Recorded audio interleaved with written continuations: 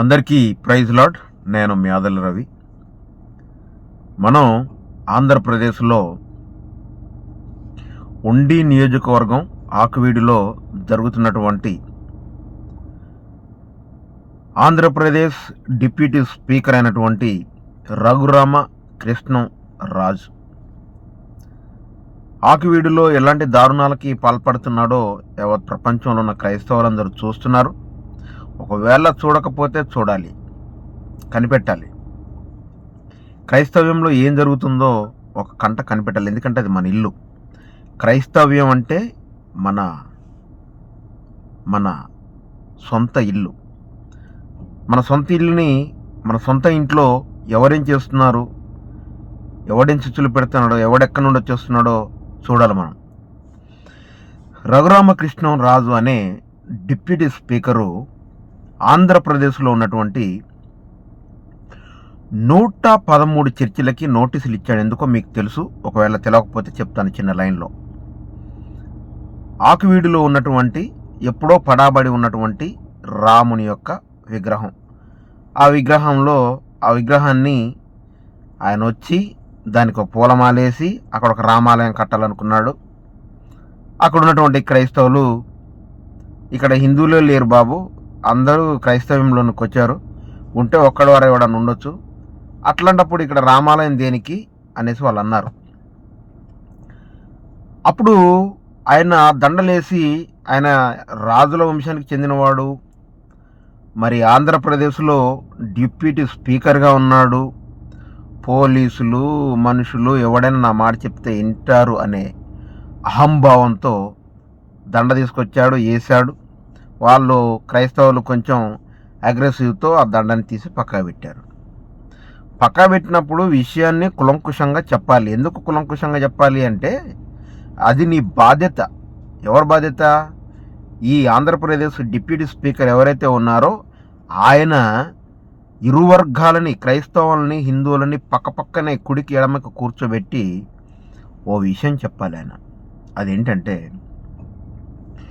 ఒక్కడున్నా ఇద్దరున్నా నేను గుడి కట్టించాలి అనుకున్నాను కాబట్టి కట్టిస్తాను అని వాళ్ళకి చెప్పాల. హక్కుల గురించి చెప్పాలి. ఒక్కడున్నా ఇద్దరున్నా తమ దేవుని ఆరాధించుకోవడం కోసం హిందువులకి నేను హిందువుని కాబట్టి కట్టిస్తున్నాను అని చెప్పుకుంటే బాగుంటుంది. నువ్వు అక్కడ పోయి అక్కడ ఉన్నటువంటి పేద ప్రజలైనటువంటి దళితులైనటువంటి క్రైస్తవులతోటి వాగ్వివాదానికి దిగి వాళ్ళతో గొడవలు పెట్టుకొని వాళ్ళతోటి రెచ్చిపోయే మాటలు మాట్లాడి వాళ్ళని చూస్తావా అంటే ఇట్లా ఇట్లా ఇట్లా ఇట్లా ఈ చేతిని కూడా ఇట్లా, ఆ వీడియో ఉంది, పాసిబుల్ అయితే వీడియోని పెడతాను నేను. ఇట్లా అవునా, చూద్దామా, చేద్దాంలే, అదా ఇదా అంటే మీరు ఏం పిక్కుంటారో పిక్కొండ్రా అనే విధంగా తన వ్యవహార శైలి, తన మాటలు ఉండేసరికి అక్కడ ఉన్నటువంటి క్రైస్తవులందరికీ కోపం వచ్చింది. ఆయన వ్యవహార శైలి, ఆయన మాట తీరు, ఆయన ప్రవర్తన బాగలేదని అక్కడ కోపం వచ్చింది. ఎందుకు వచ్చింది ప్రవర్తన, ఎందుకు వచ్చింది వాళ్ళకి కోపం ఆయన ప్రవర్తనలో అంటే, అక్కడ ఉన్నటువంటి క్రైస్తవులు కూడా డిప్యూటీ స్పీకర్, ఉండి నియోజకవర్గం డిప్యూటీ స్పీకర్ అయినటువంటి ఎమ్మెల్యే రఘురామకృష్ణం రాజుకి ఓట్లు వేశారు కాబట్టే వాళ్ళకి కోపం వచ్చింది. ఎందుకు మా పైన నీకు ఈ వివక్ష అనే కోపం ప్రజలకు వచ్చింది. ఆయన గెలవడానికి, రఘురామకృష్ణం రాజు గారు గెలవడానికి క్రైస్తవులు అక్కడ అందరూ ఓట్లు వేస్తేనే ఆయన గెలిచాడు. ఇప్పుడు భారతదేశంలో ఆంధ్రప్రదేశ్లో ఒక ఎమ్మెల్యేగా ఉన్నటువంటి వ్యక్తిని నిన్ను గెలిపించిన అన్ని మతాల వారికి నువ్వు సమాన న్యాయం చేయకపోతే, నువ్వు ఒక వర్గానికే నువ్వు వత్తాసు పలికితే నీ మీద క్రిమినల్ కేసులు పెట్టి నిన్ను జైలుకు పంపించే ప్రక్రియ కూడా చట్టంలో ఉంది. మాకు చట్టాలు, న్యాయాలు, ధర్మాలు, రాజ్యాంగం, సెక్షన్లు ఇవి మాకు తెలియదు అనుకోవడం రఘురామకృష్ణరాజు గారు, అది మీ మూర్ఖత్వం.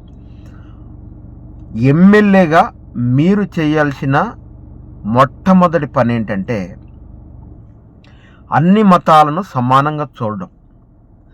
113 చర్చిలకి మీరు నోటీసులు ఇచ్చి హిందూ దేవాలయాలకి నోటీసులు ఇవ్వలేదు అని అంటే మీరు ఒక మతానికి కొమ్ము కాస్తున్నారు. అది రాజ్యాంగపరంగా అది ఒక పెద్ద తప్పు. అర్థమవుతుందా? అది ఒక తప్పు, అది ఒక పెద్ద తప్పు. ఎందుకంటే మీరు ఒక ఎమ్మెల్యేగా రాజ్యాంగ హక్కుల ఉల్లంఘన చేస్తే ఏమవుతుందంటే, భారత రాజ్యాంగం ప్రకారం ఆర్టికల్ 14 అందరికీ సమానత్వం. ఆర్టికల్ 15 ఏం చెప్తుందంటే, మతం ఆధారంగా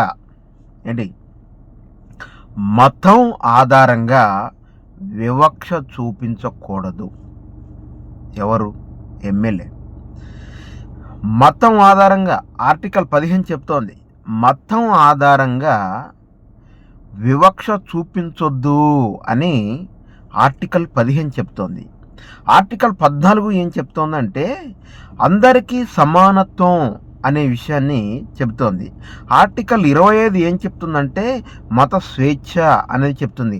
ఓకే, నీకు మత స్వేచ్ఛ ఉంది, నువ్వు రామాలయం కట్టుకో. కానీ 113 చర్చిలకి నువ్వు నోటీసులు పంపించావు. ఎలా అయితే? ఎందుకు పంపించావు? నీకు డబ్బులున్నాయి, వేల కోట్ల రూపాయలు. పోలీసులు నీ మాట వింటున్నారు. లాయర్లకి ముష్టి పైసలు నువ్వు పంపిస్తే వాళ్ళు నీ కోసం పనిచేస్తారు. కానీ పేద ప్రజలైనటువంటి దళిత క్రైస్తవులు నీకు ఓట్లేస్తేనే, వాళ్ళు భిక్షం ఎత్తేనే ఈరోజు నువ్వు ఎమ్మెల్యే అయ్యావు. నీకు వాళ్ళు ఓట్లేసి నిన్ను గెలిపించారు. అప్పుడు నువ్వు ఏం చేయాలి? అందరినీ సమానంగా చూడాలి. నువ్వు సమానంగా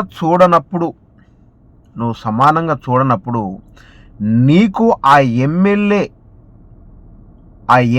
ఆ శాసనసభ్యుడిగా ఆ అసెంబ్లీ డిప్యూటీ స్పీకర్గా నిన్ను నీ పదవి నుండి తీసివేసే ప్రక్రియ మా క్రైస్తవ సోదరులు సోదరిమణులు చేయవచ్చు. వారు ఏం చెయ్యాలో ఎలా చేస్తే మీరు ఆ డిప్యూటీ స్పీకర్ పదవిని పోగొట్టుకుంటారో ఇప్పుడు మా వాళ్ళకి నేను తెలియజేస్తాను. ప్రియమైనటువంటి ఆంధ్రప్రదేశ్లో ఉన్న నా దళిత క్రైస్తవులారా, ఈ విషయాలను మీరు జాగ్రత్తగా వినండి. రఘురామకృష్ణరాజు గారు 113 చర్చిలకు నోటీసులు పంపించి హిందూ దేవాలయాలకు పంపించట్లేదు అంటే ఆయన ఆర్టికల్ 14, ఆర్టికల్ 15ని ఉల్లంఘిస్తున్నాడు. అర్థమవుతుందా మీకు? ఆయన ఆర్టికల్ 14, ఆర్టికల్ 15 ప్రకారం ఏం చేస్తున్నాడు? రాజ్యాంగంలో ఉన్న ప్రజలందరికీ రాజ్యాంగం ప్రకారం ఆయన ఎమ్మెల్యేగా ఆయనని అందరూ గౌరవించి క్రైస్తవుడు, ముస్లిము, హిందూ కలిపి ఓట్లేస్తేనే గెలిచాడు. ఒక శాసనసభ్యుడు అనేవాడు, ఒక ఎమ్మెల్యే అనేవాడు, ఒక డిప్యూటీ స్పీకర్ అయినవాడు అందరినీ సమానంగా చూడాలి. అట్లా చూడకపోతే అది ఆర్టికల్ 14 కింద అందరికీ సమానత్వం చేయలేని ఈ ఎమ్మెల్యేని ఎలా తీయవచ్చో నేను చెప్తాను మీకు.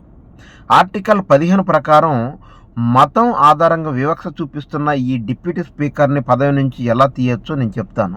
కోర్టులో ఓటు వేసి ఇతన్ని తీసేయచ్చు. మనం క్రిమినల్ కేసులు పెట్టవచ్చు ఈయన మీద మనం.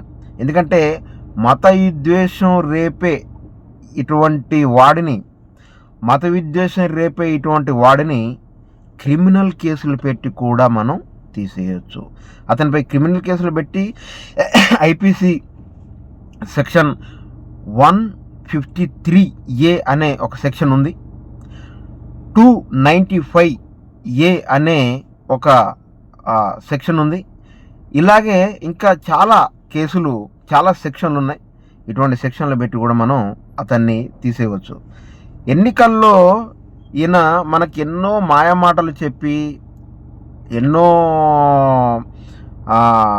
కల్పనా కథలని చెప్పి క్రైస్తవుల దగ్గర, హిందువుల దగ్గర, ముస్లింలతోటి ఓట్లు వేయించుకొని గెలిచిన ఈ రఘురామకృష్ణరాజు గారు ఈరోజు ఒక హిందువులకే కొమ్ము కాస్తూ, అక్కడ హై మెజారిటీ పీపుల్ క్రైస్తవులు ఉంటే వాళ్ళని ఇబ్బందులు పెడుతూ ఆయన హిందువులకి సపోర్ట్ చేస్తూ క్రైస్తవులకి 113 చర్చిలకి నోటీసులు పంపించి మరి మిగతా వాళ్ళకి పంపించలేదు అని అంటే ఒక వర్గానికి కొమ్ము కాస్తున్నాడు. అలా కొమ్ము కాయకూడదు. ఒక మతం ఆధారంగా ఆయన ఓట్లు వేయించుకోలేదు కదా, అలా వేయించుకోకూడదు కదా. హిందువులు మాత్రమే వేస్తే ఓట్లు గెలవలేదు కదా. అందుకే రాజ్యాంగం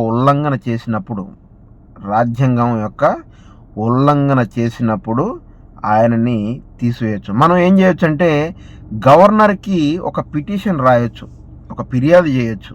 ఎందుకంటే ఈ రఘురామకృష్ణరాజు అనే డిప్యూటీ స్పీకర్, ఈ ఎమ్మెల్యే, ఉండి నియోజకవర్గం ఎమ్మెల్యే ఎవరైతే ఉన్నారో ఆయన మతాల మధ్య వివక్ష చూపిస్తున్నాడు,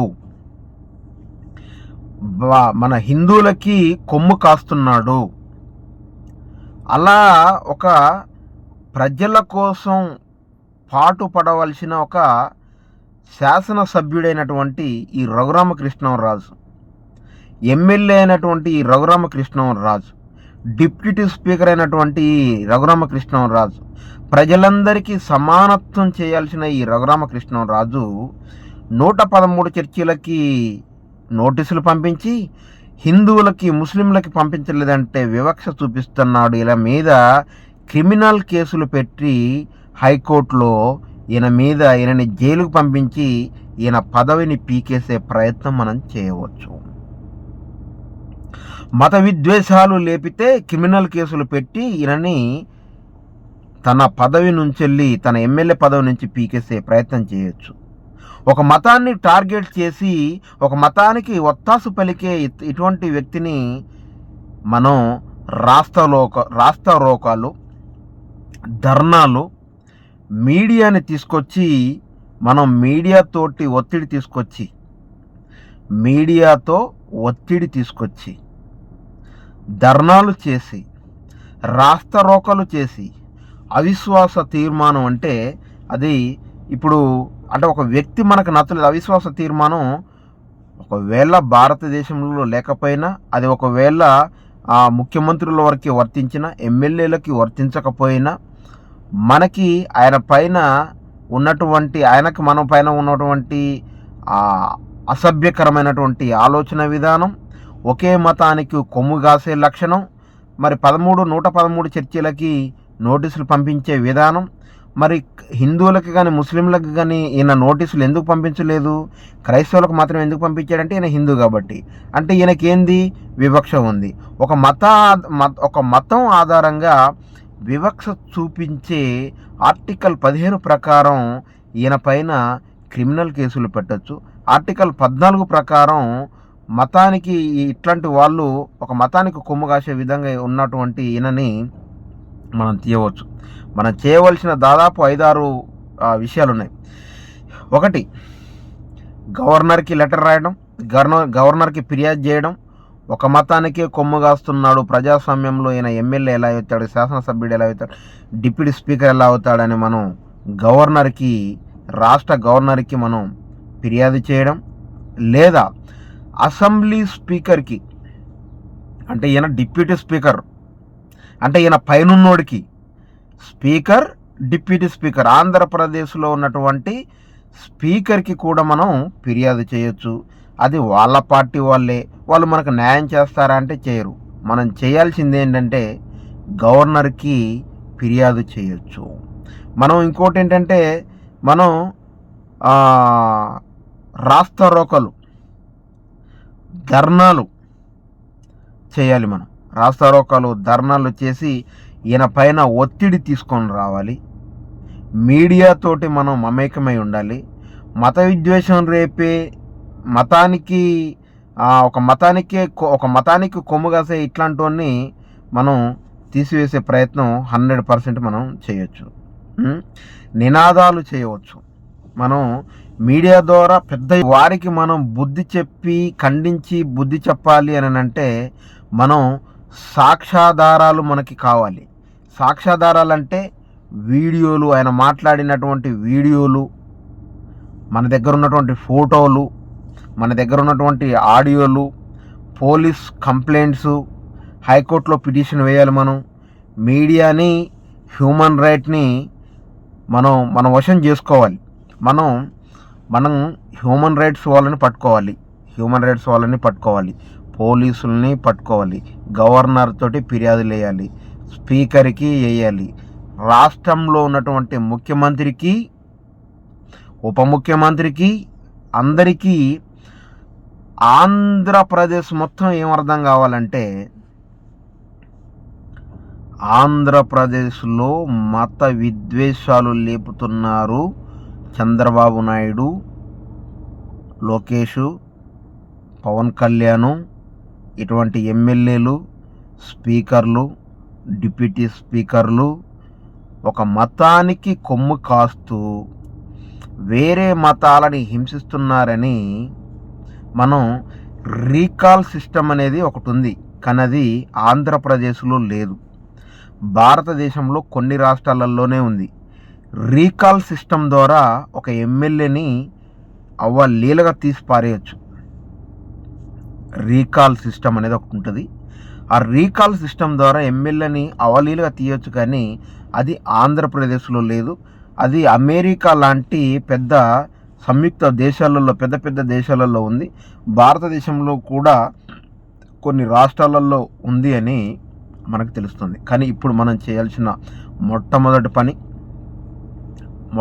పని క్రైస్తవులందరూ ఆంధ్ర తెలంగాణ అనే వివక్ష లేకుండా ప్రతి ఒక్కరు కూడా ఒక తాటిపైకి వచ్చి రాస్తారోకలు, నిరసనలు, ధర్నాలు చేయాలి. మొట్టమొదటి పని మీడియాని అమితంగా ఆకట్టుకోవాలి.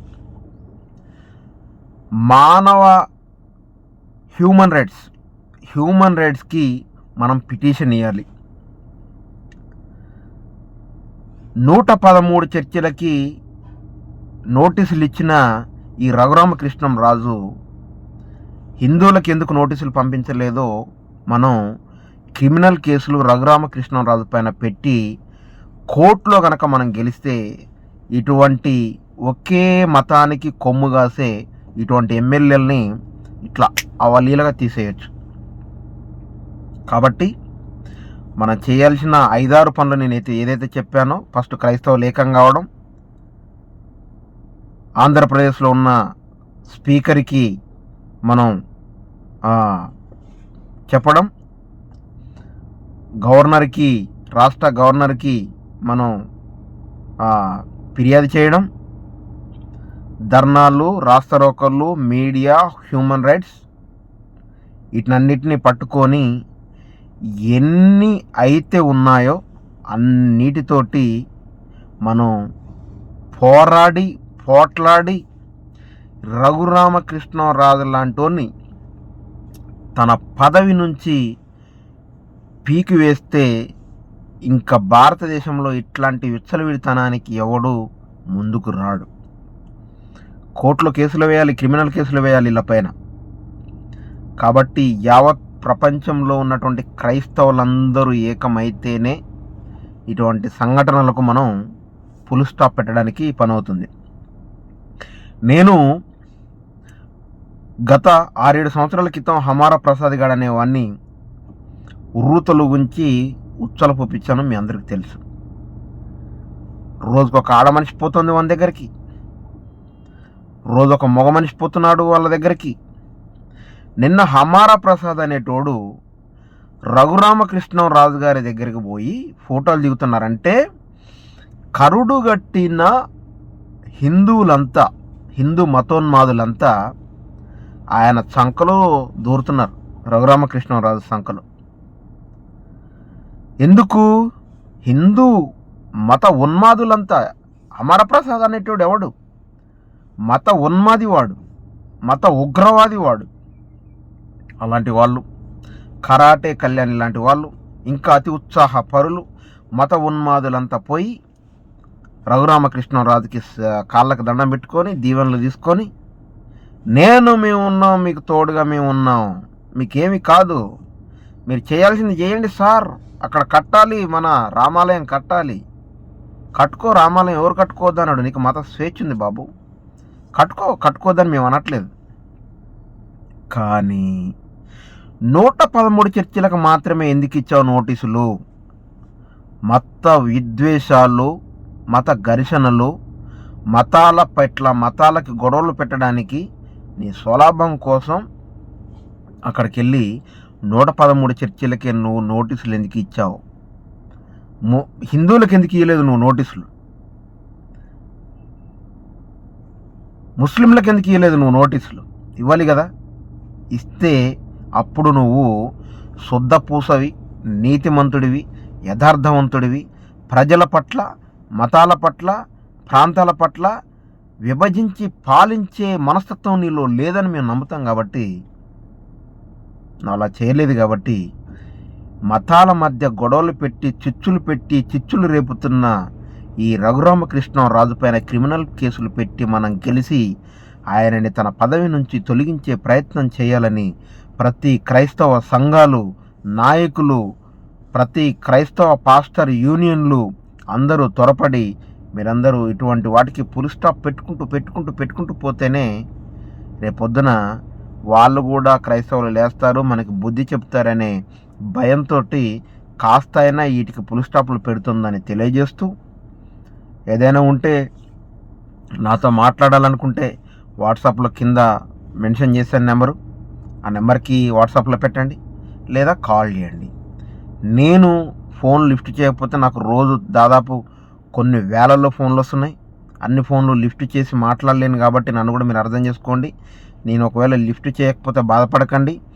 వాట్సాప్లో మీరు నాకు మెసేజ్ పెట్టండి, మన టీం పిల్లలు తప్పకుండా మీకు రిప్లై ఇస్తారు. లేకపోతే ఆ మొబైల్ నా దగ్గర ఉంటే తప్పకుండా నేనైనా మీకు రిప్లై ఇస్తాను. నేను సాధ్యమైతే మీతో ఫోన్లో మాట్లాడడానికి ట్రై చేస్తాను. అందరూ ఫోన్లు చేయండి. మీకు జ్ఞానం మంచిగా ఉంటే మీ అమూల్యమైన సలహాలు కూడా నేను తీసుకోవడానికి సిద్ధంగా ఉన్నాను. తప్పకుండా క్రైస్తవ్యం కోసం ప్రతి ఒక్కరూ పోట్లాడాలి, యుద్ధం చేయాలి. రాబోయే రోజుల్లో క్రైస్తవుడు భారతదేశంలో బ్రతికే అవకాశం అట్టి పరిస్థితులు లేదు. కాబట్టి మీరందరూ త్వరపడాలని ఆలోచిస్తూ నేను మీ అందరికీ తెలియజేస్తున్నాను. అందరికీ నమస్కారం. Praise lord.